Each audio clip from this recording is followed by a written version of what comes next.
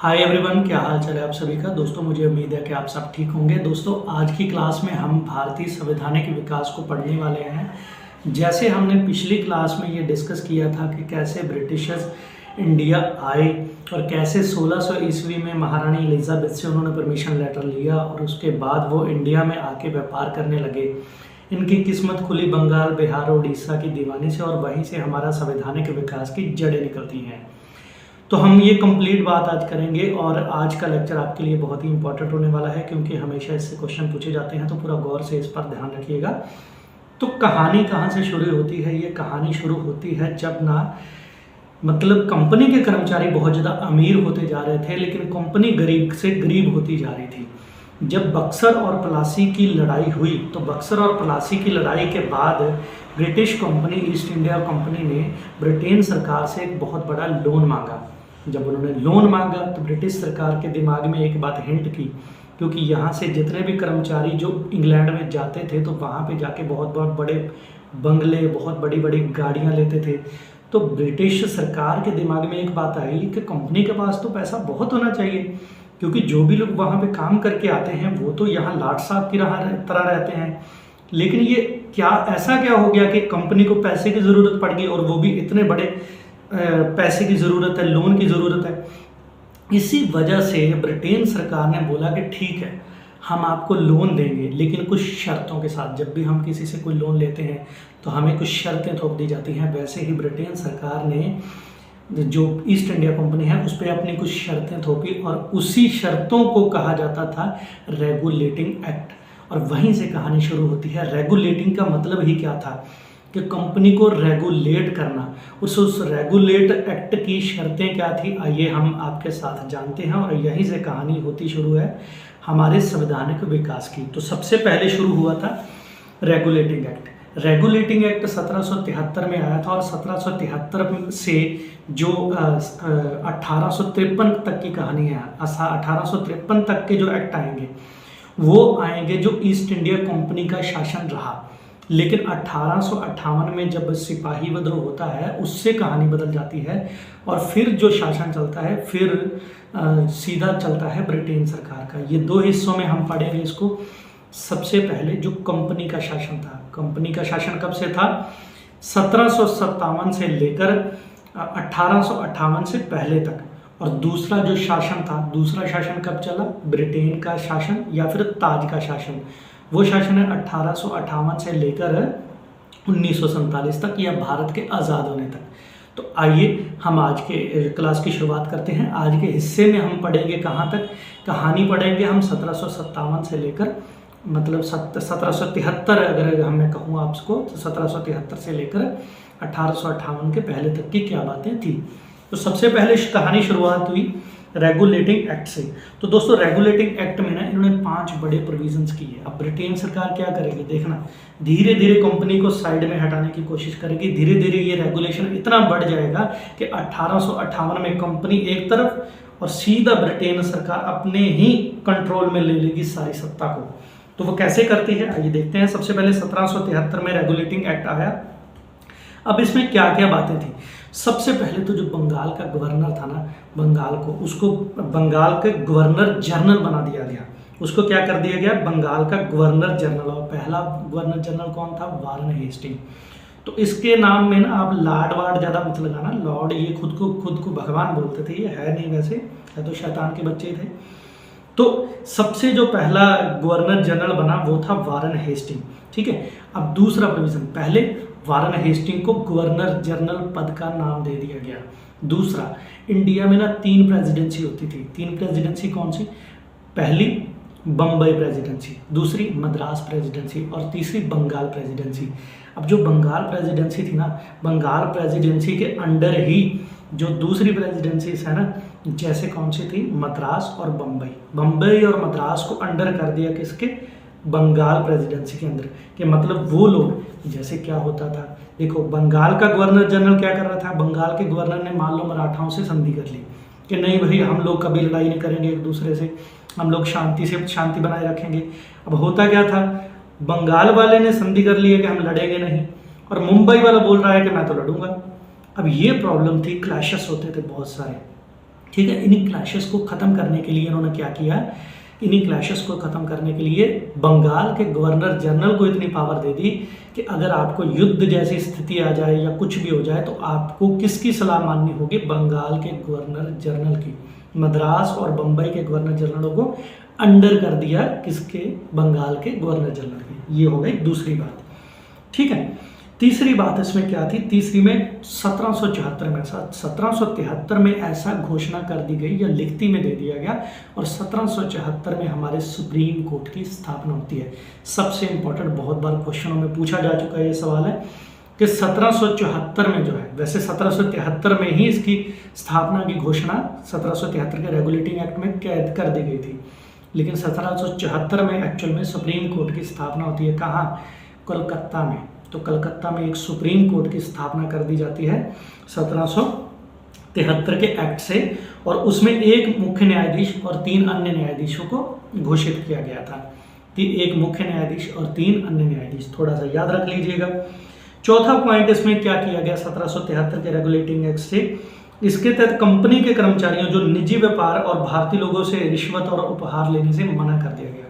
अब ये कौन सी बात है जो मैंने अभी आपको बताई, ये लोग यहाँ से कमा के जाते थे इंग्लैंड में जाके बड़ी बड़ी गाड़ियाँ, बड़े बड़े, जैसे यहाँ से होता है, देखो यहाँ से क्या होता है कि जैसे कोई अमेरिका चला गया या कनाडा चला गया, जब वो वहाँ से आते हैं तो यहाँ आते ही क्या करते हैं, बड़े बड़े बंगले बना लेंगे, बड़ी बड़ी गाड़ियाँ ले लेंगे, बहुत ठाट बाट दिखाएंगे। हमारे दिमाग में एक छवि बन जाती है कि यार ये लोग कितना कमाते होंगे वहाँ पे, ठीक है। तो वैसा ही कुछ तब भी था कि ये लोग अपने बड़े बड़े बंगले बना लिए, बड़ी बड़ी गाड़ियाँ ले लिए, बहुत अमीर बन गए, लेकिन कंपनी की दरकिनार हो गई, कंपनी बहुत छोटे लेवल पे जाके रह गई।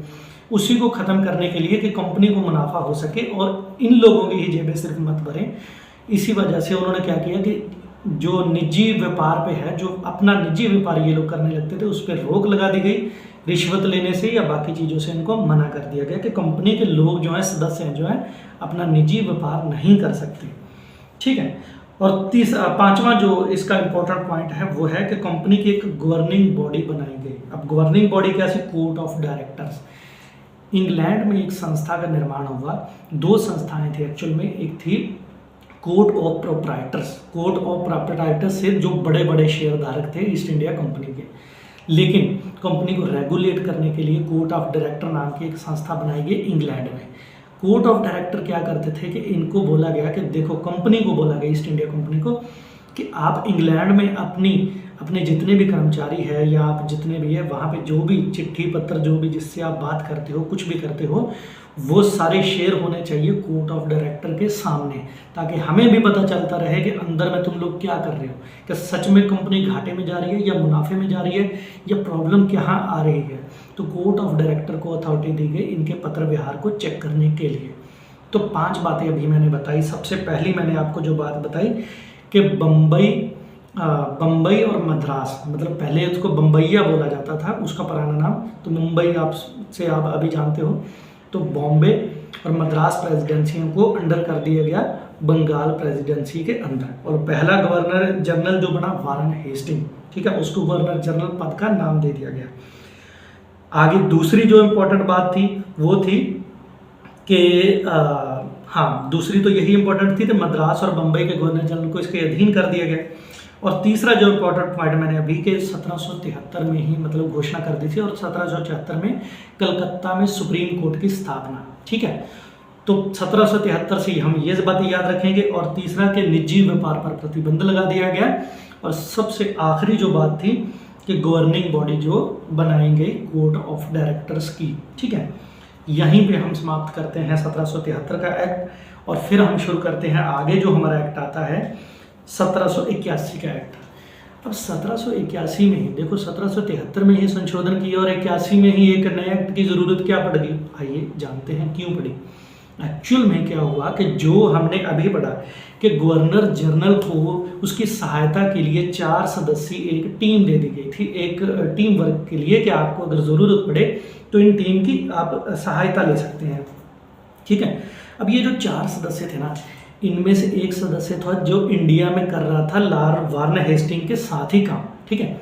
अब एक तो वो बंदा था जो वारन हेस्टिंग के साथ पहले से काम कर रहा था, और 3 लोग आए थे इंग्लैंड से।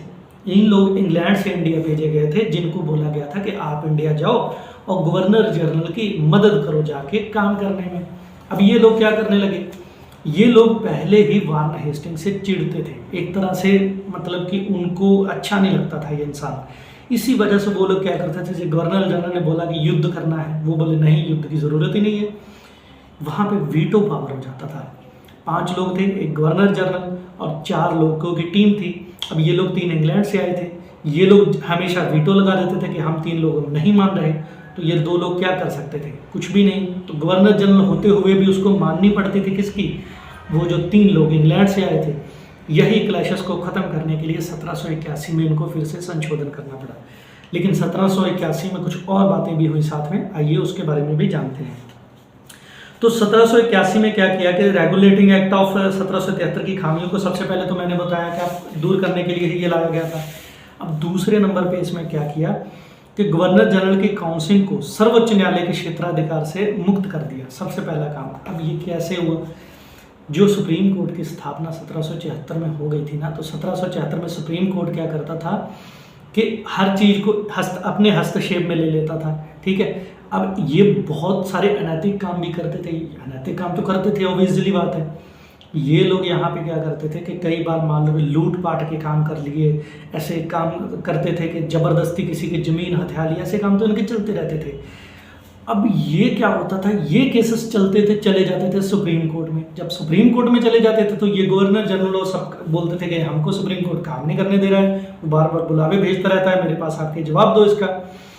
इसी को ख़त्म करने के लिए इन्होंने एक क्या किया, एक चाल खेली और एक नियम लिखवा दिया 1781 में कि सुप्रीम कोर्ट कंपनी के तहत रहते हुए अगर कोई कर्मचारी कोई काम करता है तो उसके तहत सुप्रीम कोर्ट को जवाबदेह नहीं होगा। सिंपल भाषा में ये मैं आपको बढ़ के बताता हूँ। इस कानून ने गवर्नर जनरल तथा काउंसिल को सर्वोच्च न्यायालय के क्षेत्राधिकार से बरी अथवा मुक्त कर दिया। तो इसका मतलब वही हुआ कि अगर कंपनी के तहत रहते हुए कोई कर्मचारी कुछ अनैतिक काम भी करता है तो उससे क्या हो जाएगा, छुटकारा मिल जाएगा, उसको कोर्ट केस का सामना नहीं करना पड़ेगा। इस तरह का इन्होंने नियम बनाया था।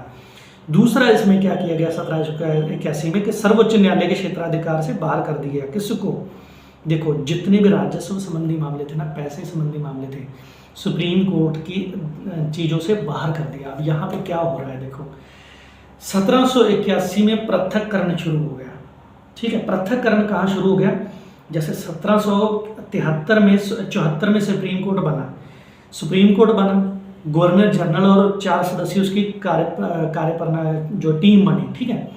अब एक तरफ आप मान लो कि एक तरफ खड़े हैं कौन, गवर्नर जनरल और उसकी 4 लोगों की टीम।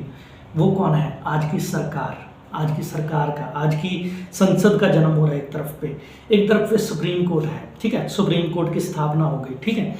अब यहाँ पे 1781 में क्या हो रहा है, शक्तियों का पृथक्करण, ठीक है।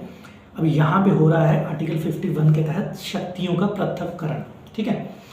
तो यहाँ पे जैसे सुप्रीम कोर्ट को बोला गया कि आप हस्तक्षेप नहीं करोगे, वो जो मर्जी करे जैसे भी करे, ठीक है।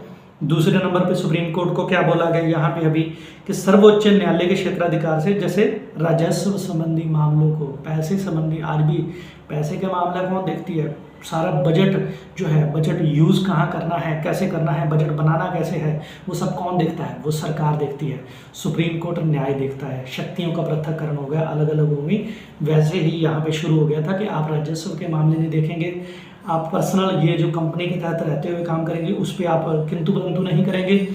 आज भी आप देखते होंगे बहुत सारे स्पेशल प्रोविजंस मिलते हैं विधायकों को, वही, ठीक है।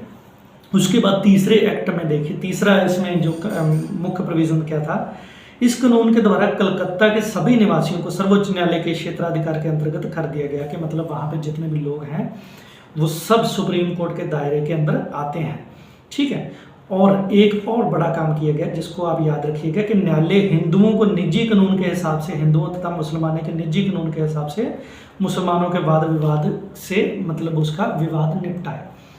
मतलब सुप्रीम कोर्ट जो संस्था थी ये बन के कहाँ से आई थी, ये आई थी इंग्लैंड से, ठीक है। अब इंग्लैंड से बन के संस्था, ये उनको क्या पता है कि हमारे यहाँ हिंदुओं के क्या रीति रिवाज हैं, शादी के क्या रीति रिवाज हैं, मुसलमानों की शादी और ब्याह के क्या रीति रिवाज हैं, ठीक है। तो ये सब चीज़ों के लिए, ये सब क्लैशेस ना हो, इसीलिए के लिए उन्होंने हिंदुओं को हिंदुओं के कानूनों के हिसाब से, मुसलमानों को मुसलमानों के कानूनों के हिसाब से रेगुलेट करने की बात कही। ठीक है। अब जो अगला प्रोविजन इसमें मुख्य किया गया कि इस कानून द्वारा यह भी व्यवस्था की गई कि प्रांतीय न्यायालयों को अपीली गवर्नर जनरल के काउंसिल के यहाँ दायर हो, ना कि सर्वोच्च न्यायालय में। एक्चुअल में क्या था कि सुप्रीम कोर्ट जब संस्था बनी तो एकदम से हर एक को लग रहा था कि सुप्रीम कोर्ट नाम की संस्था बन गई, अब तो मेरे सारे दुख दूर हो जाएंगे। ऐसा कुछ हुआ नहीं, क्योंकि सब लोग को लग रहा था कि मैं भी सुप्रीम कोर्ट जाऊँ, मैं भी सुप्रीम कोर्ट जाऊँ, मैं भी अपनी सुनवाई के लिए जाऊँ। सुनवाई का अधिकार तो सबको है। तो क्या होता था कि हर कोई सुप्रीम कोर्ट भागना चाहता था। इसी वजह से इस अधिनियम से ये व्यवस्था कर दी कि मतलब देखो, इस कानून के द्वारा ये व्यवस्था की गई कि प्रांतीय न्यायालयों की अपील जो है गवर्नर जनरल इन काउंसिल के यहाँ दायर हो, ना कि सर्वोच्च न्यायालय में। गवर्नर जनरल के जहाँ पे दायर होंगी शिकायतें, सुप्रीम कोर्ट में प्रांतीय न्यायालयों की बातें सुप्रीम कोर्ट के पास डायरेक्ट नहीं जाएंगी। अभी तक जो गवर्नर जनरल था वो अभी भी दो तरह की शक्तियां अपनाता था, एक प्रशासनिक, दूसरी न्यायिक। दोनों प्रकार की शक्तियां जो थे रखते थे वो। ठीक है। अब पांचवी जो इसमें मुख्य बात थी, इस कानून में गवर्नर जनरल काउंसिल को प्रांतीय न्यायालयों और काउंसिलों के लिए एक नियम बनाने के लिए अधिकृत किया गया कि मतलब अब गवर्नर जनरल भी उसके लिए नियम बना सकता है, जो मैंने हाल ही में आपसे बात की है। जो अगला एक्ट है हमारा वो है 1784 का पिट्स इंडिया एक्ट। ठीक है दोस्तों, जो अगला एक्ट है हमारा, अगला एक्ट था 1784 का पिट्स इंडिया एक्ट। अब पिट्स जो थे, पिट्स इंग्लैंड के प्रधानमंत्री थे और उनके नाम पर जो था पिट्स इंडिया एक्ट आया था। अब पिट्स इंडिया एक्ट में क्या क्या प्रोविजंस थे, आइए उसके बारे में देखते हैं। एक्चुअल में इसको एक्ट ऑफ सेटलमेंट भी बोला जाता है, क्योंकि इसमें कुछ सेटलमेंट्स बिठाई गई थी। आइए कौन सी सेटलमेंट बिठाई गई थी देखते हैं। तो सबसे पहले इसने क्या किया, इसने कंपनी के राजनीतिक और वाणिज्यिक कार्यों को अलग अलग किया। अब राजनीतिक कार्य क्या थे और वाणिज्यिक कार्य क्या थे। एक तो था कंपनी यहाँ पे व्यापार करती थी, ठीक है, तो व्यापारिक कामों को अलग कर दिया, और राजनीतिक जो मतलब यहाँ पे प्रशासन को देखना था, प्रशासन के कामों को अलग किया। वही जो मैंने पिछले एक्ट में आपको बात बता दी थी, एक तरह की शुरुआत हो गई थी कि शक्तियों का पृथक्करण हो रहा है, राजनीतिक और वाणिज्यिक कार्यों को पृथक कर दिया। यहाँ पे आके खुले लेवल पे ये चीजें देखने को हमें मिलती हैं। दूसरा इसने क्या किया, दूसरा इसमें था कि निर्देशक मंडल जो था, निर्देशक मंडल को कंपनी के व्यापारिक मामलों में देखने की अनुमति दी, लेकिन राजनीतिक मामलों में प्रबंधन और नियंत्रण बोर्ड ऑफ कंट्रोल के नाम से एक नए निकाय का गठन किया गया। एक्चुअल में क्या किया, ये एक तरह का द्वैध शासन व्यवस्था थी कि मतलब राजनयिक कामों को अलग कर दो और क्या करो, शक्तियां का पृथक्करण। जैसे कि मतलब बोर्ड ऑफ कंट्रोल के नाम से एक नया संसद एक जो था मतलब गठन किया गया संस्था का, बोर्ड ऑफ कंट्रोल। तो बोर्ड ऑफ कंट्रोल क्या करेगा, मतलब वो देखेगा विधायिकी के मामले, और बाकी चीजें जो थे प्रशासन की थी वो अलग चीजें देखी जानी थी। ठीक है। अब तीसरा काम जो यहाँ पे किया गया कि नियंत्रण बोर्ड को यह शक्ति दी गई कि वह ब्रिटिश नियंत्रण और भारत में सभी नागरिक और सैन्य सरकार के राजस्व गतिविधियों का अधीक्षण और नियंत्रण कर सके। अब जो नियंत्रण बोर्ड बनाया गया था ना, देखो धीरे धीरे क्या हो रहा है, जो ईस्ट इंडिया कंपनी है, ईस्ट इंडिया कंपनी की शक्तियों को ना एक तरह से मतलब कंट्रोल किया जा रहा है, बहुत ज़्यादा कंट्रोल किया जा रहा है। पहले तो क्या था कि राजपत्र ही हम देख सकते हैं, ठीक है, जो लोग पत्र व्यवहार करते थे इंग्लैंड में कंपनी, तो वही देख सकते थे। अब धीरे धीरे क्या हो गया, यहाँ पे आके देखिए उन्होंने कहा कि मतलब नियंत्रण बोर्ड जो बनाया ना, उसको यह शक्ति थी कि वह ब्रिटिश नियंत्रण और भारत में सभी नागरिक और सैन्य सरकार और राजस्व गतिविधियों का भी देख रेख कर सकती है। यहाँ तक बातें आ गई थी। तो ये था पिट्स इंडिया एक्ट। बेसिकली इसमें क्या था कि मतलब शक्ति इस, और जो ईस्ट इंडिया कंपनी था ना, उसके राजस्व कितना तुमको पैसा बन रहा है, कितना नहीं बन रहा है, वो हमको हिसाब किताब देते रहो। ठीक है, इस तरह की व्यवस्था इसमें की गई थी। उसके बाद जो अगला एक्ट हमारा शुरू होता है वो है 1786 का एक्ट। ठीक है, 1786 का अधिनियम। ठीक है, अब 1786 का अधिनियम क्या था कि 1786 में सबसे पहले इसमें थोड़ी सी कहानी ये है कि एक ना इंसान था लॉर्ड कॉर्नवालिस। ठीक है, जो कॉर्नवालिस था ना इंग्लैंड का था, और अमेरिका में जॉर्ज वाशिंगटन ने इसको बहुत जम के धोया था। जब अमेरिका की क्रांति हुई थी ना, तो अमेरिका की क्रांति के टाइम पे क्या हुआ था, 1776 में आप जानते हैं कि अमेरिका आज़ाद हुआ था। तो ये भाई साहब वहीं थे। और जॉर्ज वाशिंगटन ने इसको जम के धोया था। इस वजह से ना ये बहुत निराश हो गया था ब्रिटिश सरकार से, और इसको बोला गया कि आप इंडिया में जाओ और वहाँ पे जाके शासन संभालो। इसने मना कर दिया कि मैं नहीं जा सकता। लेकिन इनको मनाने के लिए इन्होंने बोला कि अगर तुम मुझे पूरी पावर्स देंगे, ठीक है, मेरे हाथ में सारी पावर्स देंगे, मैं तभी जाऊँगा। क्यों? क्योंकि वहाँ पे इसके हाथ में पूरी पावर्स नहीं थी और बुरी तरह हारा था अमेरिका में। वही गलतियाँ ये दोहराना नहीं चाहता था। इसने बोला सरकार से कि मुझे सारी पावर्स अपने हाथ में चाहिए, ठीक है, सर्वोच्च व्यक्ति होना चाहिए चाहता हूँ मैं। इस वजह से इस इंसान के लिए स्पेशल एक एक्ट बनाया गया जिसको 1786 का अधिनियम बोलते हैं हम। तो 1786 में जो था कॉर्नवालिस को बंगाल का गवर्नर जनरल जो था नियुक्त किया गया। इसने 2 शर्तें रखी थी। पहली शर्त इसकी क्या थी कि उसे विशेष मामलों में अपनी काउंसिल के निर्णयों को अधिभावी करने का मानने का अधिकार हो, मतलब वीटो पावर। आज जो हम राष्ट्रपति की वीटो पावर देखते हैं ना, कि मान लीजिए कि एक तरफ सब लोग हो गए, एक तरफ राष्ट्रपति हो गया, उसने वीटो लगा दिया। कभी कभी आपने सुना होगा पॉकेट वीटो। पॉकेट वीटो का यूज़ किया था ज्ञानी जैल सिंह जी ने। जब डाक खाने वाला अधिनियम आया था तो उन्होंने क्या किया कि पॉकेट में डाल लिया। मान लो कि एक तरह से ऐसी धारणा मानी जाती है कि बिल आया तो राष्ट्रपति ने पॉकेट में डाल लिया और बोल दिया कि ठीक है, जब मन होगा तो साइन कर दूंगा। मतलब उन्होंने कोई टाइम नहीं दिया है। तो ऐसी ही कुछ वीटो पावर उनको यहाँ पे मिली कि अपनी काउंसिल के अगर मान लो फैसले, काउंसिल अगर विरोध में भी है, लेकिन अगर कॉर्नवालिस ने बोल दिया कि नहीं मैं ये करना चाहता हूँ, तो वो कर देगा, क्योंकि उसकी वीटो पावर मिल गई उसको।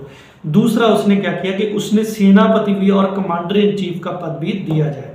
दूसरा कि देखो गवर्नर जनरल तो है ही वो, लेकिन साथ में कमांडर इन चीफ भी होगा, सेना का सर्वोच्च अधिकारी होगा, ठीक है। तो ये 2 शर्तों के साथ उसकी मानी गई। 1786 का अधिनियम लागू हुआ और वो इंडिया आके शासन करने लगा। अब यहाँ पे आके मान लो वो क्या करता है, देखो सबसे पहले उसके बाद आता है 1793 का चार्टर कानून, ठीक है। अब देखो अब चार्टर एक्ट शुरू हो गए। ये देखो ये सीक्वेंस में चलेंगे 20-20 साल के अंतराल में। जैसे 1793 का चार्टर एक्ट आया, ठीक है, उसके बाद कब आएगा, 20 साल बाद 1813 में आएगा।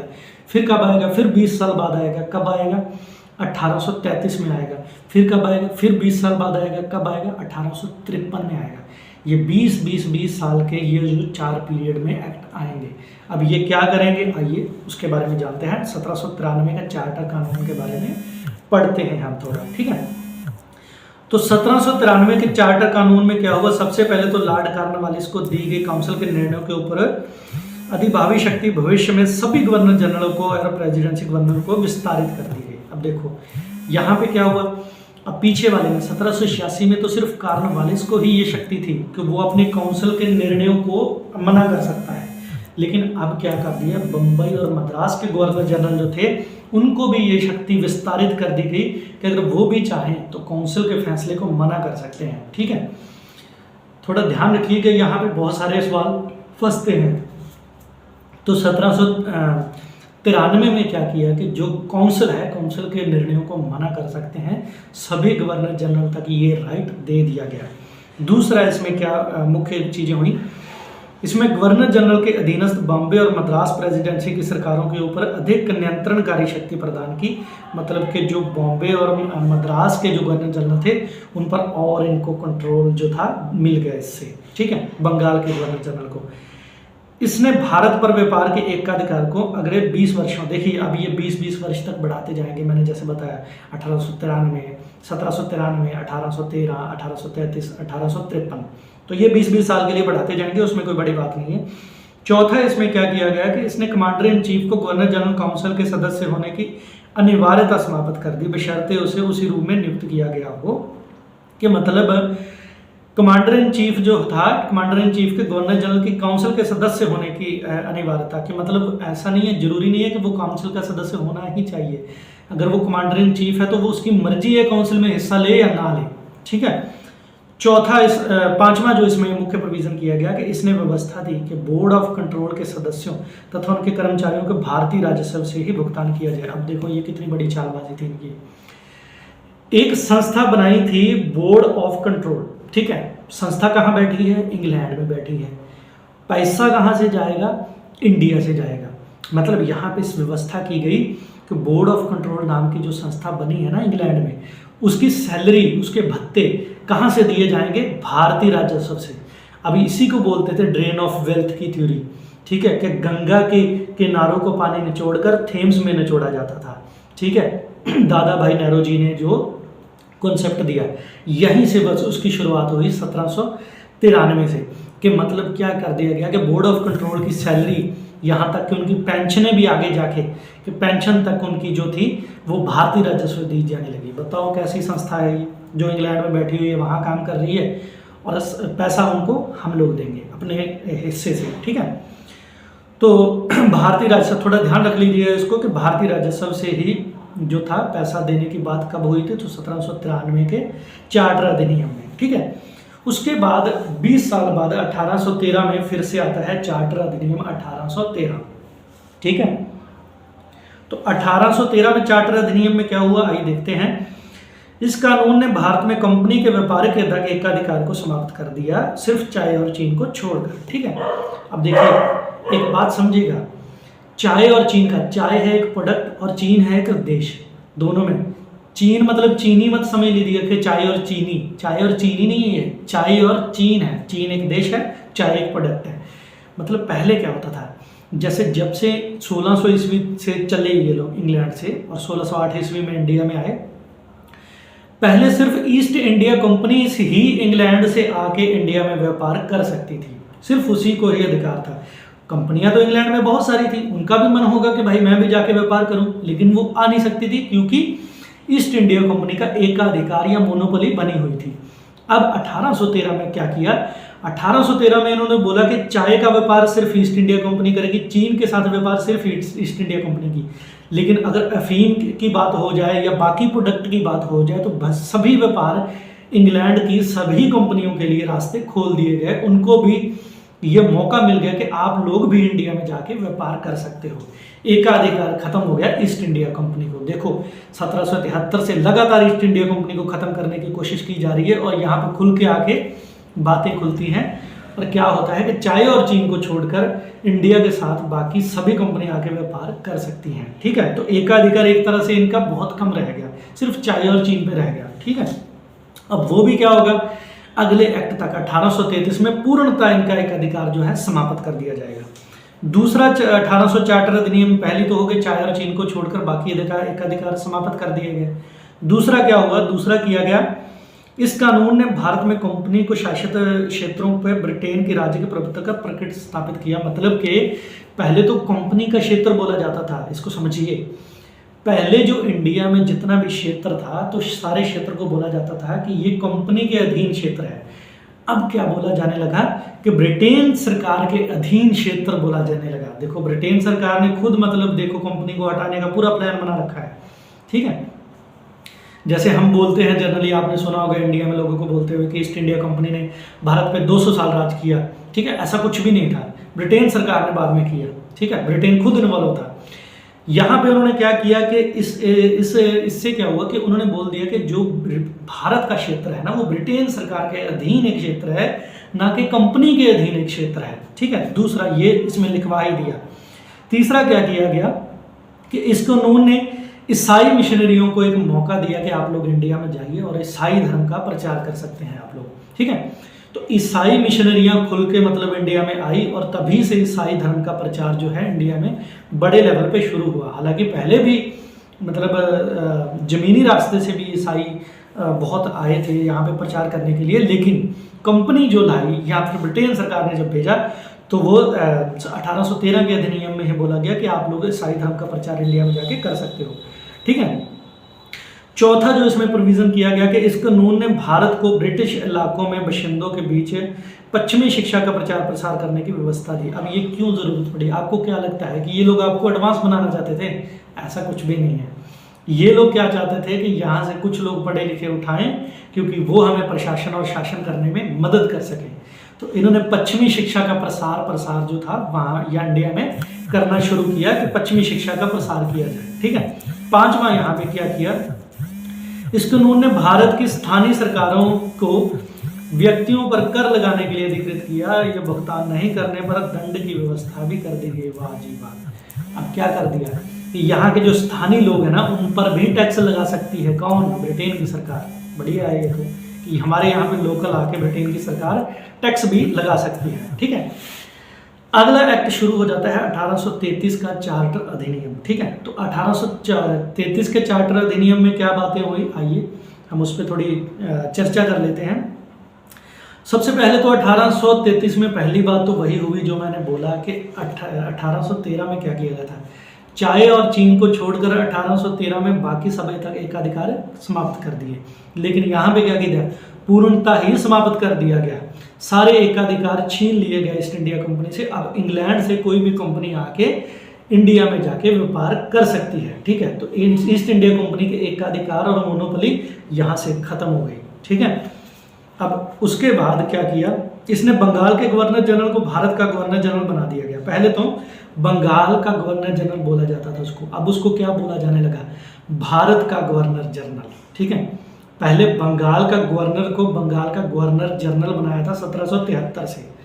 अब 1833 में क्या हुआ कि बंगाल के गवर्नर जनरल को भारत का गवर्नर जनरल, पूरे भारत का गवर्नर जनरल कहा जाने लगा। ठीक है, और पहला गवर्नर जनरल कौन बना, लॉर्ड विलियम बेंटिंग। ठीक है, तो लॉर्ड विलियम बेंटिंग भारत के पहले गवर्नर जनरल बने। दूसरा क्या हुआ, दूसरा इसने मद्रास और बंबई के गवर्नर जनरल को विधायिका संबंधी शक्ति से वंचित कर दिया। अब देखो यहाँ पे विधायिका संबंधी शक्ति से वंचित कर दिया, भारत के गवर्नर जनरल को पूरे भारत विधायिका के असीमित अधिकार प्रदान कर दिए गए। मतलब कि भारत के गवर्नर जनरल को इतनी शक्ति दे दी गई जैसे आज राष्ट्रपति की शक्ति है कि ये पूरे भारत के लिए कानून व्यवस्था में योगदान कर सकता था। ठीक है, तीसरा क्या किया गया, ईस्ट इंडिया कंपनी की एक व्यापारिक निकाय के रूप में की जाने वाली गतिविधियों को समाप्त कर दिया गया। अब वह विशुद्ध प्रशासनिक निकाय बनकर रह गया। मतलब ईस्ट इंडिया कंपनी को बोला गया कि तुम सब व्यापारिक व्यापार छोड़ो, तुमसे नहीं होने वाला। तुम कभी मेरे को 50 रुपये भेजते हो, कभी 100 भेजते हो, कभी 500, कभी 1000, तुम छोड़ो, तुमसे नहीं होने वाला। तुम सिर्फ प्रशासनिक कार्यों को देखो। सिर्फ एक प्रशासनिक संस्था बनकर रह गई ईस्ट इंडिया कंपनी, जिसने ये कहानी की शुरुआत की थी, जो बड़े खिलाड़ी थे यहाँ के। ईस्ट इंडिया कंपनी एक व्यापारिक निकाय के रूप में की जाने वाली गतिविधियों को समाप्त कर दिया गया।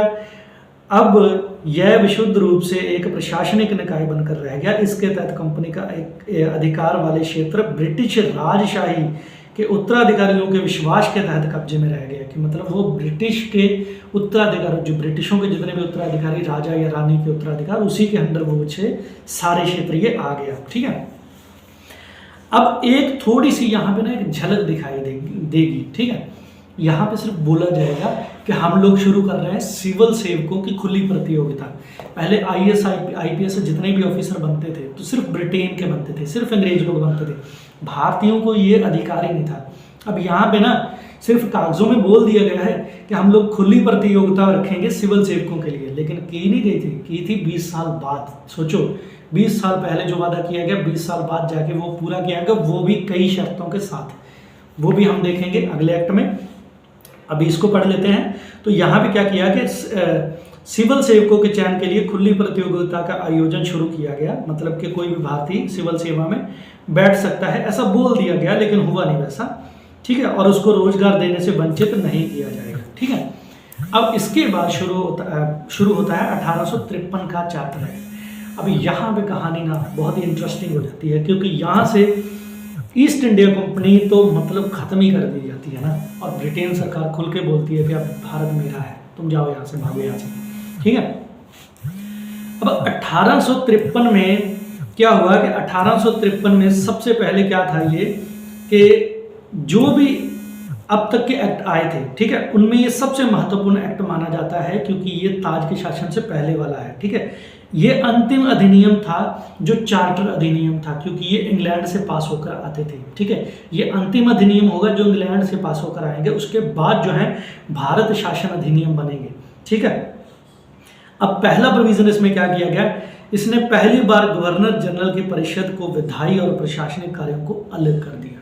देखो अब है खुल के पृथक्करण, शक्तियों का पृथक्करण। क्या किया इसने, पहली बार गवर्नर जनरल की परिषद के, जो परिषद होती थी ना गवर्नर जनरल को हेल्प देने के लिए, जो टीम बनाई गई थी, उसके हमने पढ़ा है, विधायी और प्रशासनिक कामों को अलग किया गया। इसके तहत परिषद के 6 नए और सदस्य भी जोड़े गए, और 2 सदस्य अतिरिक्त जो था गवर्नर जनरल और जोड़ सकता था। ये क्या हुआ, एक मिनी संसद बन चुकी है। देखो, सबसे पहले 4 सदस्य तो पहले ही थे, 6 सदस्य नए जुड़ सकते हैं और 2 सदस्य जो थे अतिरिक्त और गवर्नर, जैसे मनोनीत सदस्य आज आप सुनते होंगे कि मनोनीत सदस्य, वैसे ही ये मनोनीत सदस्य क्या है, 4 सदस्य पहले थे गवर्नर जनरल की टीम में, 6 सदस्य और जोड़ दिए गए और उसके बाद भी 2 अतिरिक्त सदस्य गवर्नर जनरल खुद चुन सकता था, ठीक है। और इससे ये 12 लोगों की एक तरह से मिनी संसद की शुरुआत हुई, ठीक है। अब इससे उसके बाद क्या हुआ, छोटी संसद की तरह इन्होंने काम किया और दूसरा जो प्रोविजन है इसमें किया गया 1853 में, ठीक है। दूसरा, इसने सिविल सेवकों की भर्ती और चयन हेतु खुली प्रतियोगिता की व्यवस्था आरंभ की। इस प्रकार विशिष्ट सिविल सेवा भारतीय नागरिकों के लिए भी खोल दी गई। अब यहाँ पे आके ये खोलते हैं भारतीयों के लिए कि आप भी पेपर में बैठ सकते हो, आईएएस का एग्जाम दे सकते हो। एक्चुअल में इसको आईएएस नहीं, आईसीएस का एग्जाम बोला जाता था पहले, तो आईसीएस में आप बैठ सकते हो। मैकाले समिति जो थी, मैकाले समिति ने इसकी सिफारिश की थी। अब ये शुरू तो कर दी, देखो बड़ा आसान लग रहा है, बढ़िया है, इंडियन लोग आईएएस ऑफिसर आईपीएस ऑफिसर बनेंगे, मतलब प्रशासन में जाएंगे तो लोगों का सुधार होगा, ऐसा कुछ भी नहीं था। एक्चुअल में क्या था, ये प्रतियोगिता कुछ ऐसी थी कि उस टाइम पे ये लंदन में आयोजित की जाती थी। अगर आपको आईसीएस की परीक्षा देनी है तो आपको लंदन जाना होगा वो परीक्षा देने के लिए। दूसरा जो बड़ा इसका गंदा नियम था, पहले तो लंदन जाके परीक्षा दो। अब देखो कौन गरीब आदमी इतना पैसा लाएगा कि लंदन जाके तुम्हारी परीक्षा में बैठे, और दूसरे नंबर पे अगर वो लंदन पहुंच भी गया तो सिर्फ इंग्लिश में आयोजित होती थी ये परीक्षा, दूसरी किसी भाषा में होती नहीं थी।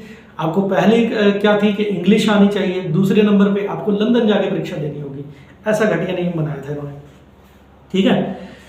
तीसरा जो नियम था कि इसने कंपनी के शासन को विस्तारित कर दिया और भारतीय क्षेत्र जो थे इंग्लैंड की राजशाही के विश्वास के तहत कब्जे में रखने का अधिकार दे दिया। देखो जो पहले क्या हो रहा था, पहले 20-20 साल के लिए इनकी अवधि बढ़ा रहे थे, जैसे 1813, ठीक है, जैसे 1793, 1813, 1833, 1853। अब इसमें बोला ही नहीं गया कि हम मतलब अगले कितने साल के लिए ये अधिनियम रहेंगे, क्योंकि ब्रिटिश सरकार क्लियर कर चुकी थी कि अब तुम्हारी एक गलती होगी और हम तुमको टपका देंगे, ठीक है। ईस्ट इंडिया कंपनी को ये हिंट मिल चुका था पहले, ठीक है।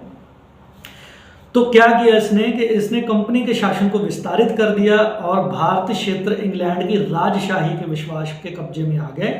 और चौथा, इसने जो मुख्य काम किया, इसने पहली बार भारतीय केंद्रीय विधान परिषद में स्थानीय प्रतिनिधि प्रारंभ किए। स्थानीय लोगों को भी मौका दिया जाने लगा। भारतीय विधान परिषद में गवर्नर जनरल की परिषद में 6 नए सदस्य में से 4 का चुनाव जो था बंगाल, मद्रास, बंबई और आगरा की स्थानीय सरकारों से किया जाना था। पहली बार भारतीयों को इन्होंने सोचा कि हम अपनी मिनी संसद में बिठाकर उनसे भी राय मशवरा लें, लेकिन बिठाया किसको गया था, बिठाया भी आम नागरिक को नहीं गया था। आप देखिए किसको बिठाया गया था, 6 परिषद नए सदस्य, जो 4 परिषद बिठाए गए थे, पहले बंगाल, मद्रास, बंबई और आगरा के स्थानीय प्रांतीय सरकारों द्वारा नियुक्त किए जाने थे वो 4 लोग, ठीक है। ये थी 1853 तक की कहानी जो मैंने आपके साथ पढ़ी। मुझे उम्मीद है कि आपको ये लेक्चर पसंद आया होगा। पसंद आया तो शेयर, कम से कम एक इंसान को जरूर शेयर करिए और लाइक ज़रूर कर देना यार, क्योंकि हमारा हक बनता है, टाइम लगता है वीडियो बनाने में।